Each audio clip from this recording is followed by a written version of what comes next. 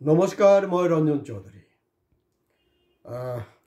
আমি শিওৰ যে এই মুহূৰ্তত মই যোনটো আলোচনা কৰিবলৈ গৈ আছো সোশ্যাল মিডিয়াত নাই কোনো টিভি চেনেলত আপোনালোকে শুনা নাই তেনেকুৱা এটা ভিডিঅ' খুব ছুটি এটা ভিডিঅ' গতিকে আপোনালোকে আমাৰ ইউটিউবৰ কমেণ্ট বক্সত গৈ নিশ্চিতভাৱে কমেণ্টছ কৰিব কোৱেশ্চনটো খুব সিম্পল দামিনী পিকচাৰ চাইছে আপোনালোকে মানে এই যে উকিলজনে নকয় জানো তাৰিখ পে তাৰিখ তাৰিখ পে তাৰিখ তাৰিখ পে তাৰিখ ঠিক তেনেকুৱা ধৰণৰ ঘটনাটা কিন্তু আপোনাৰ জুবিনৰ জাষ্টিস বা এসআইটি ৰিপৰ্টতে কিন্তু সেম কাৰবাৰটো হৈ আছে আৰু যিসকল আমাৰ সাবস্ক্ৰাইবাৰ ভিউৱাৰ্ছ তেওঁলোকে নিশ্চয় জানে অকল অসম নহয় মই যোনটো এটো মানে হাইয়েষ্ট মানে ভিউজ হৈছে হাইয়েষ্ট কমেন্টছ আহিছে এটো ঘণ্টা এসআইটি বুলি ঘণ্টা এসআইটি যদি কোনোবাই মিছ কৰিছে এটো চাব my highest view হৈছে highest comments আহিছে তাৰ ওপৰত চাব লগা বস্তু মই খুব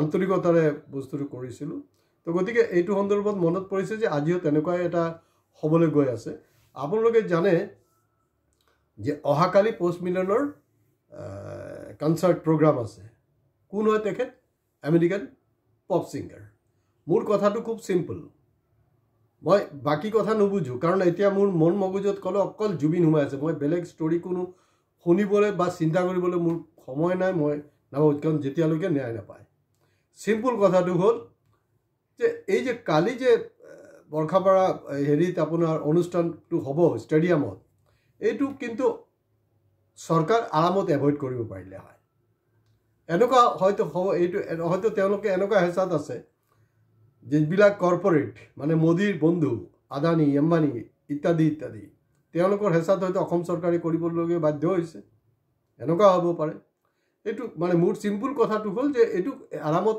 এভয়েড কৰিব পাৰিলে হয় হয় মই জানো যে জুবিনৰ মৃত্যুৰ আগতে প্ৰগ্ৰামটো সেট হৈছিল তো হৈছে তো কি ঘণ্টা হৈছে কওকচোন বাৰু কেলে আপোনাৰ আমাৰ পোষ্ট মিলন যিজন পপ সিঙ্গাৰ তেখেততকে তো পাৱাৰফুল মানুহ হেৰি হয় মোদী হয় বিশ্বগুৰু হয় তেখেতৰ যদি প্ৰগ্ৰাম কেনসেল কৰিব পাৰে তেওঁ তো ভূপেন হাজৰিকা জন্মদিনত অহাৰ কথা আছিল তেওঁ তো অহা নাই 10 দিন পিছত আহিছে এইটো যদি হ'ব পাৰে এইটো কেলে হ'ব পৰা নাই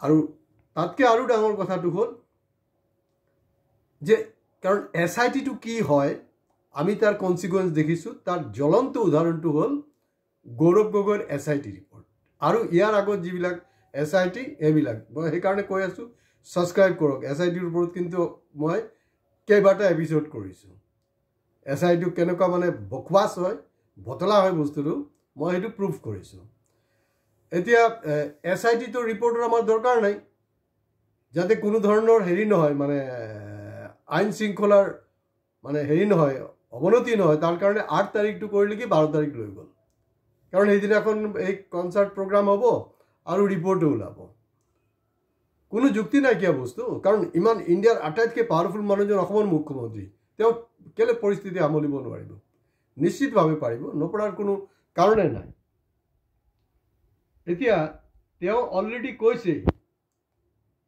যে একজন মানুহে জুবিনক হত্যা কৰিছে 5 জনে সহায় কৰিছে তাৰমানে কেইজন হ'ল 5 একে 6 জন কিন্তু মুখ্যমন্ত্ৰী ডাঙৰীয়া আপুনি পাহৰিছে মানে এই মোদীৰ আন্ডাৰত আছে তো মোদী যেনেকে a+b² ফৰ্মুলাটো ক'ব নোৱাৰে হেটো ভুলকে কয় আপোনাৰ একে অলৰেডি 7 জন অভিযুক্ত জেলত আছে 7 জন যদি মোৰ ভুল নহয় কমেন্ট বক্সত আপোনালোকে কমেন্টছ কৰিব তেতিয়া 5 একে 6 গম পালো কিন্তু 7 নম্বৰ জন কোন হয় শ্যামকানু হয় না বেলেগ কোনোবা হয় কোন আছে সেই বস্তুটো তেওঁ স্পষ্ট কৰিব লাগে আৰু যিসকল মানুহ মই শুনিছো পেপাৰে পোৱা মতে এই পোষ্ট মিলনৰ প্ৰগ্ৰামৰ কাৰণে অক হাককীয় দল নহয় বিৰোধীও খুব উৎফুল্লিত হৈছে এই তাত এনজয় কৰিবলৈ আৰে ঘণ্টা তহঁতি এনজয় কেনেকৈ কৰিব পাৰ জুবিন না জুবিনৰ লগত ইমান ডাঙৰ এটা অত্যাচাৰ মানে অন্যায় হ'ল আৰু এতিয়া 12 তাৰিখত লৈছে তেওঁ বিধানসভাত আকু কৈছে কিবা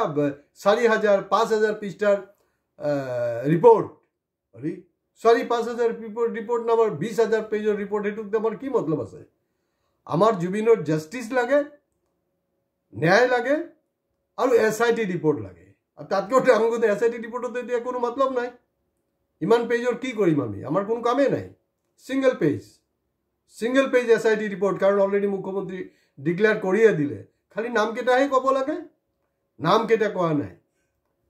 তেখেতে কি কৰিলে, এই যে জনজাতিকৰণৰ কাৰবাৰটো কৰিলে নহয়, এই জুবিনক লৈ যেতিয়া মানে জনজাতিকৰণৰ যেতিয়া আন্দোলনটো চলি আছিলে, ইনিশিয়ালি কিন্তু জুবিনৰ জাষ্টিছ লাগে বুলি কথাটো নাছিলে। মই প্ৰথম কৈছিলোঁ যে জনজাতিকৰণৰ লগত আপোনালোকে যদি সমানে জুবিনৰ ন্যায় লাগে সেই দাবীটো উত্থাপিত কৰে, তেতিয়া কিন্তু চাব আপোনালোকৰ কামখিনি হৈ যাব, জুবিনৰ জাষ্টিছ পাব। এইটো কৰিলে কিন্তু সেইটোতো ভেজাল। এতিয়াতো জানুৱাৰীলৈকে চব বস্তু উদগাই যাব, জানুৱাৰী ফেব্ৰুৱাৰীলৈকে মই বাৰেপতি কৈ আছোঁ চব ক্লিয়াৰ হৈ যাব। কথাটো হ'ল এনেকুৱা যে 12 তাৰিখ 13 তাৰিখ এইবিলাকৰ কোনো মতলব নাই। আৰু মাৰ্ডাৰ হৈছে ছিংগাপুৰত, ইনভেষ্টিগেশ্যন চলি আছে অসমত।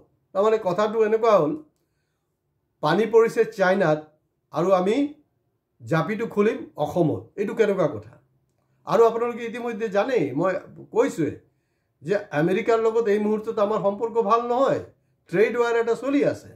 আৰু সদ্যহতে যে আপোনাৰ পুতিন আহি গ'ল, পুতিন যে আহি গৈছে নহয়, পুতিন আহোঁতে আপোনাৰ যোনটো কাৰবাৰ কৰিলে এইটো আৰু সৰ্বনাশৰ কাৰবাৰ হ'ব। তেওঁলোকে মানে ভক্তিবাদৰ কথা পাতি আছে, দুইটাই ভক্তিবাদৰ কথা পাতি আছে, কিন্তু ইউক্ৰেইনৰ অৱস্থা কি কৰিছে এতিয়া শুনিছোঁ পেপাৰত মতে, যে নেকি ডলাৰক মোকাবিলা কৰিব ৰুবল আৰু হেৰি দি আপোনাৰ টকাই মোকাবিলা কৰিব। কি ঘণ্টা কথা পাতি আছে মই একো বুজি পোৱা নাই। এতিয়া এই প্ৰগ্ৰামটো চিম্পলি এভইড কৰিব লাগিছিলে। আৰু এইটোত কি অসমত কি মানে ইনভেষ্টমেণ্ট হ'ব মই নাজানো। এডভান্টেজ টুৰ ইনভেষ্টমেণ্ট আউটপুট কি এইটো মুখ্যমন্ত্ৰী ৰাজহুৱা কৰক, বাছ হৈ গ'ল, খেল খতম। কিন্তু এই বস্তুটোক আৰামত এভইড কৰিব পাৰিলে হয়, হয়তো বহুতে বেয়া পাব। কাৰণ কালি ষ্টেডিয়ামত দেখা যাব বিৰোধী আৰু শাসক দলৰ মানুহ, নেতা নহ'ব পাৰে, ভক্তকেইটা কিন্তু ষ্টেডিয়ামত গৈ ভিৰ কৰিব। আৰু সেইকেইটাই কিন্তু দৰাচলতে মোৰ চকুত সেইকেইটাই হ'লগৈ ভণ্ড অনুৰাগী, জুবিনৰ ভণ্ডৰ অনুৰাগী সেইকেইটা। কাৰণ মুখ্যমন্ত্ৰী যিকেইটা ভণ্ড অনুৰাগী বুলি কৈ আছে, তেওঁলোক ভণ্ড অনুৰাগী, তেওঁলোকে প্ৰকৃত অনুৰাগী হয়। কিন্তু ষ্টেডিয়ামত, বৰ্ষাপাৰা ষ্টেডিয়ামত যি মানুহবিলাক তাত এনজয় কৰিবলৈ যাব, তাৰমানে সেইবিলাকে হ'লগৈ ভণ্ড অনুৰাগী। আপোনালোকে মিলাই চাব। আৰু মই যে আগতেও কৰিছোঁ যে ঘণ্টা SIT, আৰু ঠিক ঘণ্টা SIT 12 তাৰিখেও ঘণ্টা হ'ব। তো গতিকে 12 তাৰিখৰ আগে মুখ্যমন্ত্ৰী ডাঙৰীয়া এই অংকটোৰ আমাৰ হিচাপ দিয়ক, যে 5 একে 6 গম পালোঁ 7 নম্বৰজন কোন হয়, শ্যামকানু হয়, তেওঁৰ পৰিয়ালৰ মানুহ হয়, না পবিত্ৰ মাৰ্ঘেৰিটা হয়, কোন হয়? কাৰণ জেলত সোমাই আছে কিন্তু 7জন মানুহ। অংক মিলা নাই মুখ্যমন্ত্ৰী ডাঙৰীয়া, অংকটো মিলাওক। আৰু মই যদি আপোনালোকে সঁচাকৈ জুবিনৰ অনুৰাগী হয়, কালিৰ অনুষ্ঠানটো আপোনালোকে নগ'লেও আমি ভাল পাম বুলি ভাবোঁ। আজি ইয়াতে শেষ কৰিছোঁ। কমেণ্টছ কৰোঁতে কোনো ধৰণৰ কৃপণালি নকৰিব, কাৰণ অসমত মই প্ৰথম সাহস কৰিছোঁ এই টপিকছটোত আপোনালোকৰ মাজত আনিবলৈ। গতিকে কমেণ্টছ বক্সত কমেণ্টছ কৰিব, লাইক শ্বেয়াৰ হয়, ছাবস্ক্ৰাইব কৰিবলৈ আপোনালোকে কৃপণালি নকৰিব। বহুত জবৰদস্ত আপোনালোকে কিন্তু কৃপণালি কৰি আছোঁ। শ্বেয়াৰ কৰক ভালকৈ, যাতে চবে গম পায়। কাৰণ এই মুহূৰ্তত জুবিন ইম্পৰ্টেণ্ট। জুবিন এই মুহূৰ্তত ইণ্ডিয়াৰ চেলিব্ৰিটি। জুবিন এই মুহূৰ্তত সাউথ ইষ্ট এছিয়াৰ চেলিব্ৰিটি হয়। জুবিন এই মুহূৰ্তত অসমৰ ছুপাৰ চেলিব্ৰিটি। তো গতিকে ছুপাৰ চেলিব্ৰিটিৰ SIT ৰিপৰ্ট নিদিয়াকৈ এই ধৰণৰ অনুষ্ঠানৰ মই ব্যক্তিগতভাৱে তীব্ৰ বিৰোধিতা কৰিছোঁ। নমস্কাৰ।